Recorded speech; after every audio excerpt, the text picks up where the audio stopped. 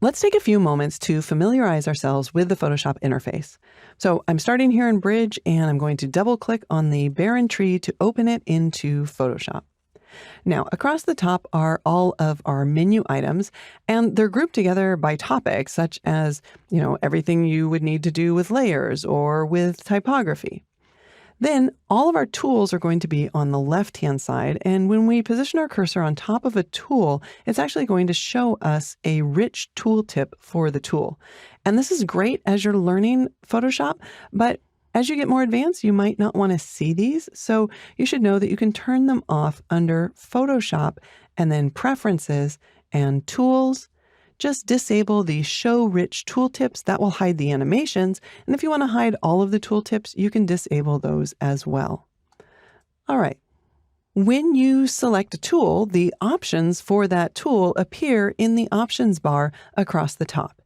Now in the center is the preview area where we see the photo, and in the lower left is the status area. You can actually click on that and see more information about the image. If you click on the little caret, you can also change what is displayed there. As we can see, there are many panels that are being displayed on the right-hand side. But it's important to note that your screen might look different than mine because maybe you've rearranged the panels yourself, or Photoshop might have arranged the panels differently based on your screen resolution. For example, you may or may not be seeing additional panels like the Library or Learn. You might actually see two different columns of panels. Again, it's just going to depend on the resolution of your monitor. So I'm going to be talking about hiding and showing and rearranging panels in depth in other videos. But for now, I would suggest that you reset your panels by using the Workspace Picker and just choosing Essentials. Now, if you have moved around your panels, you'll need to select that again and choose to reset the Essentials. All right, in addition, there are a few small changes that we can make to the interface to help us to get the most out of the Photoshop environment. First of all, I like to maximize the Photoshop application so that I'm taking advantage of the entire screen and so that I'm not distracted by other applications that I have opened up in the background. So on the Mac, I've clicked on this green icon here in order to maximize it. While on Windows, you'll want to click the rectangular maximize icon in the upper right of the application. Now, if I need to switch to another application, say Bridge, for example, I can choose under the File menu, Browse in Bridge, or I can simply use the keyboard shortcut Command-Tab on Mac to toggle through the open applications that I have, or on Windows, I can use Alt-Tab to cycle through those applications. Now, second, I want to show you that you can choose a lighter or darker color theme for Photoshop, and we would just use the Preferences here under Interface. So we have 4 different color themes, a very dark color theme, and then sort of a medium and light, and then the lightest one here.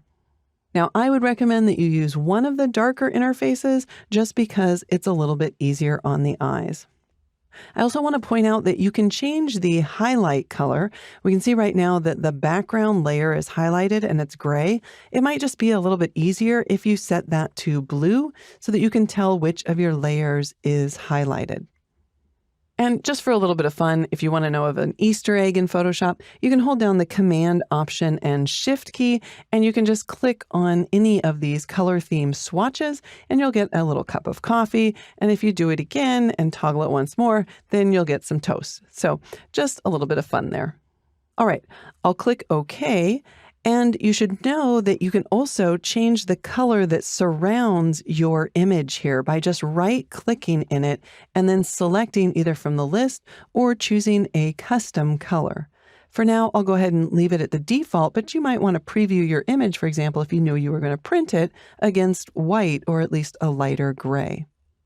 Another small thing to know is that if you don't know the tool or the command that you're looking for, but you're not quite sure where to find it, you can always use Photoshop Search. So under the Edit menu, you can select Search or just use the keyboard shortcut Command F on Mac or Control F on Windows.